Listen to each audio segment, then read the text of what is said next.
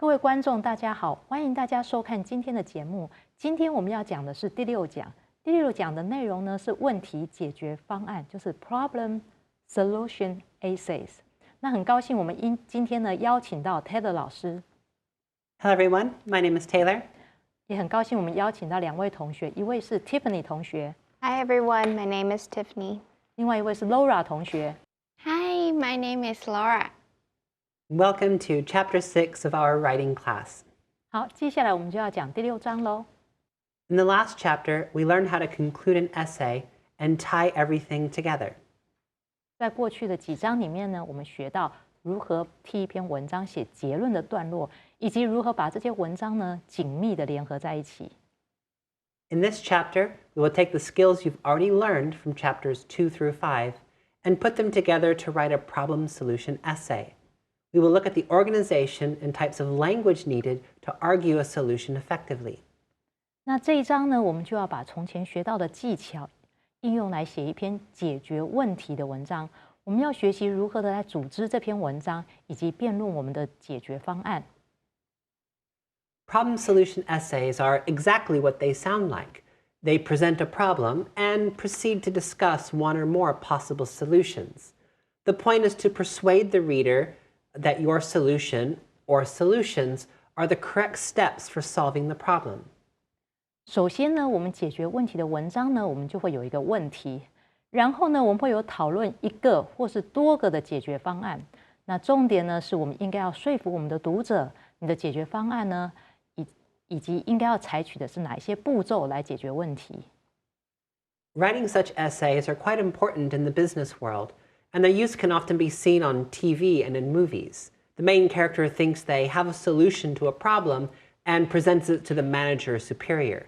The superior might make a comment like, "Okay then, write up a report and have it on my desk by the end of the day." 那在商业界呢，我们也常常写到这样的文章。那我们常常会在电视上呢，或是在电影里面看到这样的情节，就是比如说会有一个主角，他可能呢就想到一个问题的解决方案，然后他就去告诉他的经理，或是告诉他的上级。那他上级就会告诉他说：“哦 ，OK， 那你今天在结束之前呢，就写一个报告放在我的桌上。” What these characters are in effect doing is writing a clear and convincing problem solution essay to give to their bosses. Knowing how to do this can be beneficial in future jobs. 那个角色呢，在他做的呢，就是说他就是要写一个什么呢？写一个很清楚的，而且可以说服别人的一个短文给他的老板看。那这样子呢，如何写这样的文章呢？对大家将来在职场上呢，就会很有帮助。Let's look at the two main structures of a problem solution essay, a multi-solution and a single solution. 那我们这样的文章呢，大概呢可以分为2类，一种叫做 multi-solution， 就是多元的解决方案，就是说你的解决方案可能有不止一种。另外一种呢，就是我们说的 single solution，single 就是一个，就是单一解决方案。The multi-solution starts with an introduction that states the problem and summarizes the solution. The body paragraphs will describe each solution, one per paragraph, and the conclusion will follow the same rules we learned in the last chapter. 那我们在这个写多元的解决方案的文章呢，文章刚开始的时候可能会写我们要说的问题是什么，然后呢会归纳一下我们的解决方法。那我们的内文段落就会描述每一个解决方案，一个段落呢写一个解决方案。那加上我们的结论段落，那这样子结论段落的内容就是我们之前学到的。Similarly, the single solution structure will have the body paragraphs describing the solution in greater detail. 那如果呢是要解决单一的问题的这样的文章呢，我们的内文段落呢就会直接的就写我们的这个解决方案，然后描述的比较详细一点点。Let's take a look at the writing model. Keep an eye out for the problem and solution discussed. 那现在我们来看一下我们的写作范例吧。Did anyone spot the problem? 那同学们，你们有没有看到这篇文章它有什么提出来的问题呢？ I think I did. The problem is that students are using ineffective study methods. 我觉得我看到他的问题应该是说学生没有用有效率的方法来读书。That would be the correct problem. What about the solution? Tiffany, did you happen to see it? 没错，这就是这篇文章的问题哦。那 Tiffany， 你有没有看见他提出来的解决方案呢？ Yes, the writer talks about scientifically proven methods. 作者他就有提到说科学证明有效的方法。You're right. Any guess on whether this is a multi-solution or a single solution essay?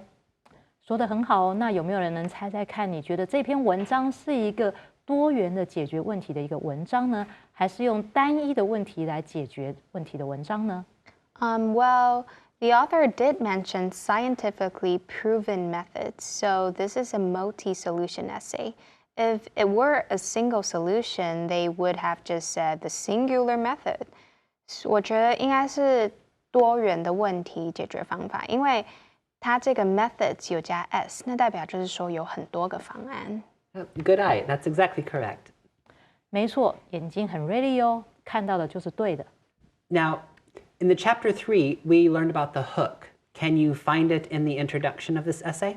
那在我们第3章的时候，我们是不是有讲到要来如何来吸引读者呢？那你能不能在这篇文章里面看看它有没有吸引读者的地方呢？ Yes, it's the first 2 sentences. Have you ever stayed up all night studying, took an exam, and forgot everything shortly after? This is quite common among high school and university students. It is relatable to those who have the same problem and persuades the reader to continue reading. 我觉得最前面的2个句子就是在吸引读者。他用“你是不是曾经通宵熬夜读书应付考试，然后之后把学的东西全部都忘掉”，这在高中生和大学生身上是一个非常常见的现象。那这个对于那些有同样问题的学生来说，是会让他们感同身受，而且可以说服读者继续阅读下去。Correct. Now, if you remember, we discussed a few techniques to hook a reader, such as asking a question, telling an anecdote, and so on. Can you tell which technique they used? 那你还记不记得说我们从前有教到如何来吸引读者？那可以使用的方法像是 asking a question 啊，问一个问题啊，或是 telling an anecdote， 就是说一个轶闻啊、轶事啦等等。那你能不能告诉我们说，我们这个作者用的是哪一种方法呢？ Oh, they started it with a question. 他们用的是问问题的方法。Also correct. Now, the main purpose of a problem solution introduction is to describe the problem. So after the hook, we should move on to some background information, which describes the problem in detail, and perhaps any consequences that have resulted. 没错，我们选择要写这样解决问题的文章的时候呢，它的引言段落呢，就是要来描述这个问题。所以呢，那我们就来吸引读者之后，然后接下来呢，我们就要提供一些背景的讯息，也就是要简单的来描述一下这个问题，然后告诉我们这个问题可能会导致哪一些结果。You can describe what the problem is, when it is a problem, and why it is a problem, who is affected, and how they are affected. 你可以描述一下 what the problem is， 这个问题是什么啦？然后呢 ，when it is a problem， 就在什么时候发生的啊 ？Why it is a problem， 为什么这会是个问题啦 ？Who is affected， 那谁会被这个问题影响？还有呢 ，how they are affected， 那他们是怎么样的被影响的呢？ Just like the introduction paragraphs we discussed in Chapter 4, the problem solution introduction must also end with a thesis statement, which is the solution. It need only be summarized. The details will go in the body. 回想一下，我们在第4章讨论到引言段落的时候，如果我们要写问题解决的文章呢，那我们应该怎么样来写这个引言段落呢？首先呢，我们需要一个主题的陈述。那这个主题的陈述呢，就是我们的解决方案。然后呢，我们的那个内文段落呢，就会写到这个解决方案的这个细节。Let's look at the body paragraphs to see what exactly they pertain to that support the thesis. 那我们先来看一下我们的内文段落，来看看作者呢是用什么样的细节来支持我们的主旨的。So, what does the body paragraph pertain to? 所以我们看一下这一篇的内文呢，它是关于什么呢？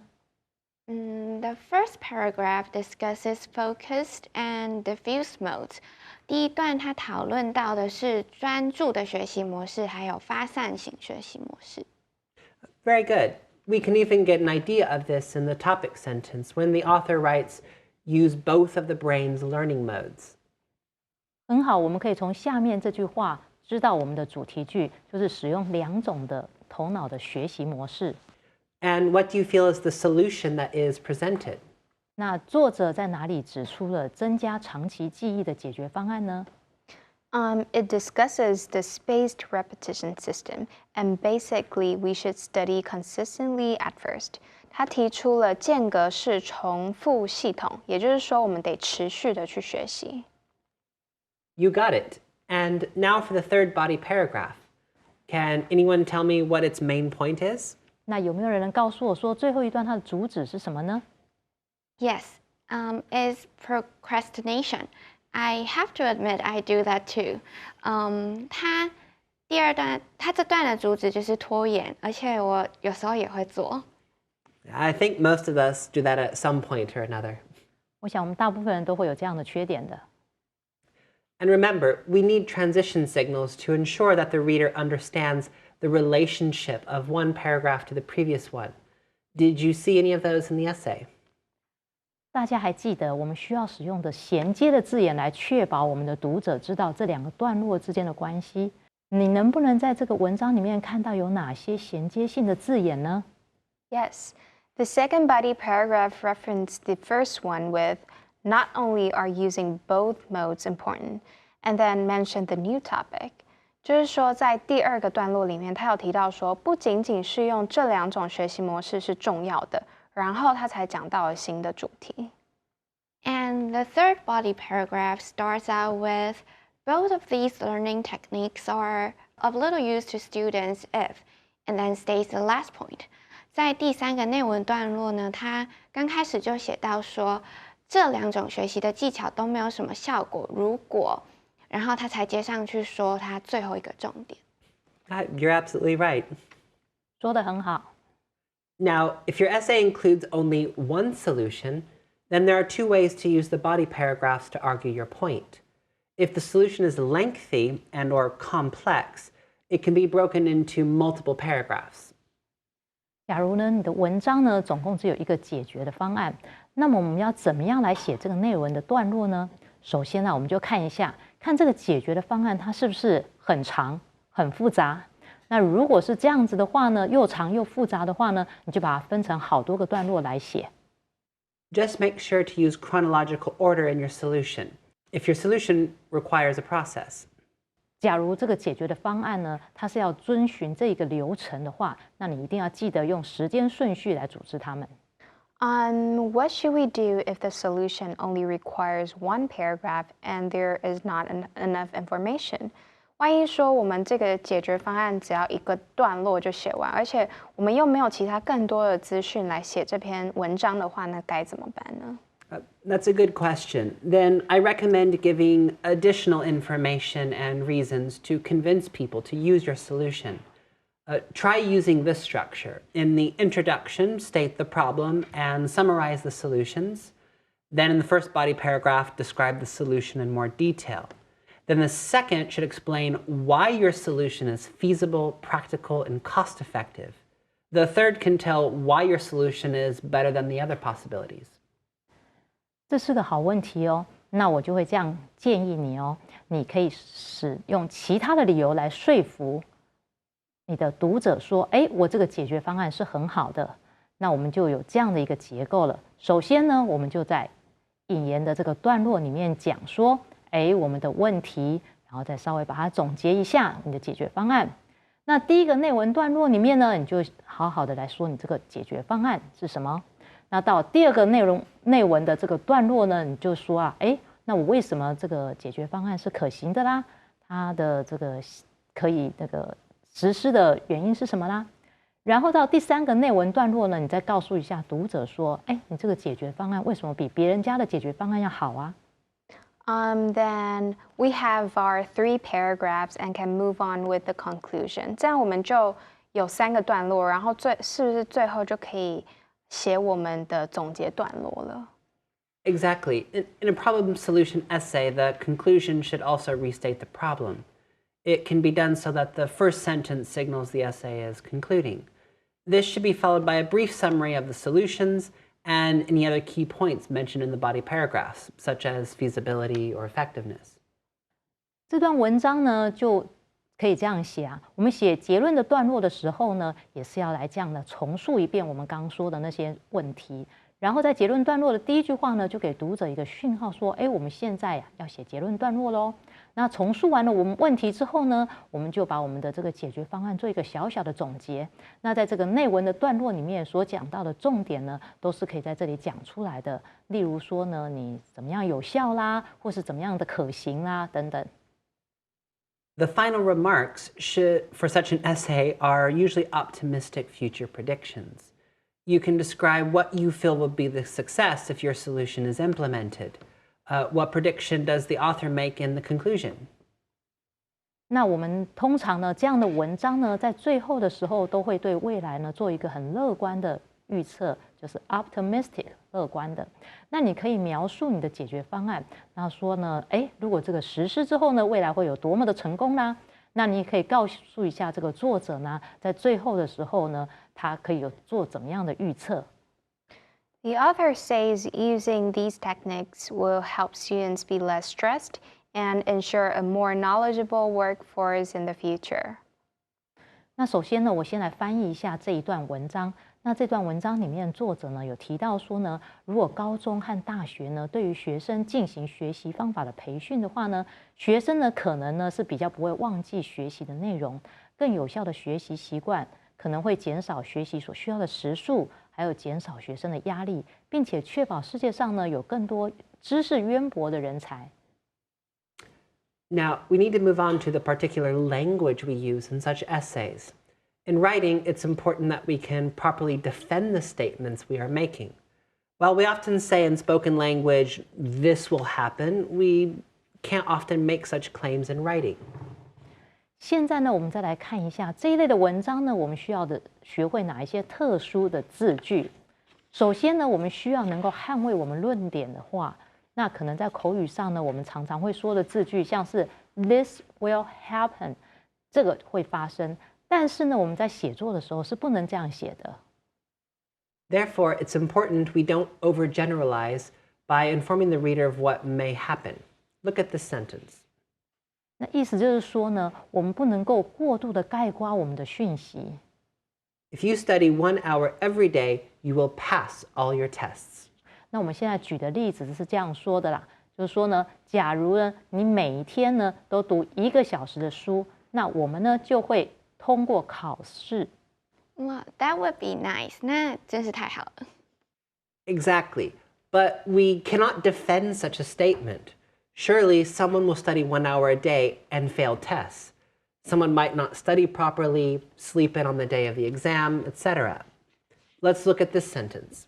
那我们刚刚讲的那个是没有办法来证明的。就比如说呢，我们呢有时候呢，可能你每天都读了1个小时的书，但是呢，你考试呢仍然是考不及格的。那有的人可能是晚上因为读书读得太累了，以至于他的第2天考试的时候他就睡着了，这样子。那我们现在来看看我们的另外一个例子。It is likely that students studying 1 hour every day will pass their tests. 好，刚才呢我们说的那个句子里面，其实已经用了 likely 这个字，那我们是把它改写的哦，把那个原来的 will 改成 likely。那我们改写了之后呢，就变成说呢，学生呢如果每天他读1个小时的书，是很可能 likely 是可能哦，是可能会通过考试，没有说他一定会通过考试哦。We use the phrase "it is likely," and now the reader knows you expect a certain result, even though it cannot be guaranteed 100%. This type of language is called hedging or cautious language. 那大家注意到我们这里用了 "it is likely"。那这样的句子呢，你就说的意思是说很可能，那你就是要告诉我们的读者说，你是可以期待这样的结果，但是结果不是100%的保证。这样的语言呢，就称它为界定语言，或是谨慎性的用词。There are quite a few ways we can hedge our ideas. If you look in the book, you can see many verbs, modifiers, adverbs, nouns, and phrases that can be used. Saying can, might, possibly, the assumption that are all but a few ways we can be more cautious with our statements. 那我们现在从这个表中呢，可以看到最左边的栏位讲的是动词，像是这个 can 啊、could 啊、may 啊、might、should、would 这些助动词呢，它是可以用来作为界定用语的。然后下面呢，我们又看到了 a few 啊、a great deal、a large number、many、most。那这些字呢，可以用来修饰名词，它也是界定用语。那最右边有讲到副词的界定用语，例如大约、有时候、通常，或者是可能、也许，这些字眼呢，都是要让我们知道，并不是100%的可能，而是有一个比例的，所以我们叫它界定用语。那像这个表格里面，我们的左半边大家就可以看到是名词。那有些名词呢，像是 assumption， 那这个字是假设的意思 ，likelihood、possibility、probability， 这些字呢都是可能。那我们的右半边的这些片语呢，通常用的是一个句子的开头，告诉人家说，哦，像是第一个我们就说，哦 ，it is likely that， 就是哦，这是可能的。It is unlikely that， 哦，这是不可能的。像这样的片语呢，通常呢我们都放在句首，那这样都是谨慎的字句，它都不是100%的保证，它有保留。Could you give me some other examples using studying 1 hour every day? 那像刚才的例句呢，每天读书读1个小时的书可以通过考试，有没有其他的比较谨慎的用法可以表达大约的意思呢？Most students will pass their exams if they study 1 hour every day. 大部分的学生每天读书读1个小时可以通过考试。Very good. Laura? 那 Laura 你说呢？In many cases, students will pass their exams if they study 1 hour every day. 在很多例子里面，学生如果每天读书读1个小时，就会通过考试。Also good. How about a more complex one? The likelihood of students passing their exams increases if they study 1 hour every day. 很好，我们也可以用下面那种比较复杂的例子，比如说呢，如果学生呢每天读1个小时的书，那么通过考试的可能性就会增加。那在这个例子里面呢，老师用到 the likelihood， 那这是一个名词，可能。And also, students who study 1 hour every day tend to pass their exams. 学生每天读书读1个小时的话，就倾向于通过考试。Great.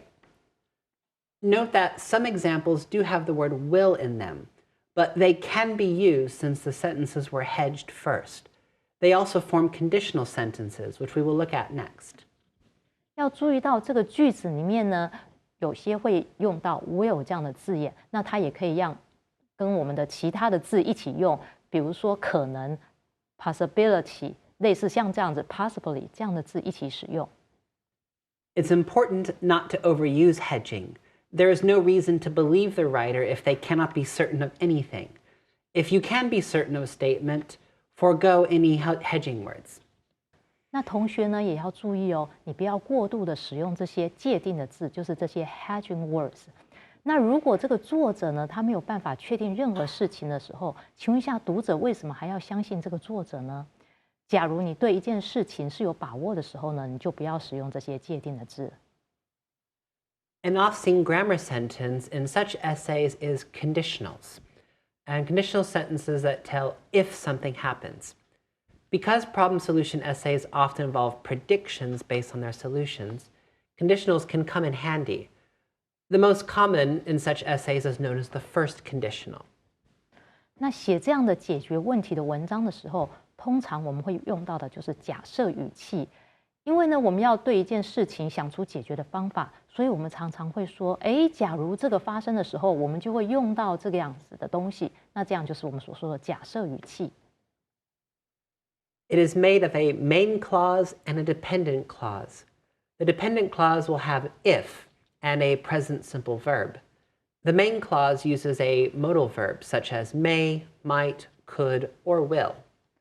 我们要讲这种条件子句的时候呢，通常呢我们是由2个子句所组成的。那我们第一个有 if 的这个子句的，我们就叫它从属子句。另外一个呢没有 if 的这个子句，我们叫它主要子句。那在从属子句里面的这个子句呢，要先写一个 if，然后再加上主词，再加上动词。主要子句里面呢会有一个主词，然后加上 will、might、could、may 这样的字眼，然后最后呢再加上一个原形动词。Like if we've missed the bus, we will arrive late. 像是假如我们错过公车，我们就会迟到。Correct. And a comma is necessary in this form. Turning the sentence does not require a comma. We will arrive late if we miss the bus. 是的，如果我们把 if 子句放在前面的时候呢，那 if 子句讲完的时候呢，要写一个逗点。那如果我们是把主要子句放在前面，那主要子句讲完的时候是不需要逗点的哦。The degree of certainty of the statements will help you decide which verb to use. If you are completely certain, use will. May, might, and could are much less certain. It is these verbs that are valuable if hedging is required. 至于呢，主要子句呢，我们使用 will、could、may、might 这些字中哪一个字呢比较好呢？是取决于作者对于这件事有多么的肯定。那如果你是比较肯定的时候呢，你可以用 will； 那比较不肯定的时候，你可以用 could、may、might。You mean like we might arrive late if we miss the bus？ 你的意思是说，我们可以改成，假如我们错失这个公车，我们可能会迟到。Precisely, you've got the hang of it. 很好，就是这个意思。To sum up, we learned in this chapter how to utilize what we learned in previous chapters to write a problem solution essay. We discussed the different types of these essays and how to structure our argument accordingly. 那现在呢，我们就来总结一下。那这一章呢，我们学到的东西是如何来使用之前学过的东西来写一篇解决问题的文章。那我们讨论到呢，要用不同的结构来写这篇文章。We also reiterated the importance of a proper introduction, conclusion, and transition signals. Remember to practice more with conditional sentences to become more comfortable with the level of certainty. 那我们也重新的提到了如何的写一个适当的引言段落啦、结论段落啦，或是这些桥接的这些讯号。最后呢，也要记得练习使用条件子句，就是 if 的子句。Finally, in the next chapter, we will apply what we have learned so far to revise sample essays. If we can become proficient in this, we will be able to correct our own essays and help find a way to make others' writing better. 那我们在下一章呢，我们会把目前我们所学到的东西应用来修正范例的作文。如果我们练习了、熟练了之后呢，我们能够修正自己的写作，也可以让别人的文章写得更好。谢谢大家收看今天的节目，希望大家已经学会了如何写一篇解决问题的文章。那我们下一期再见吧。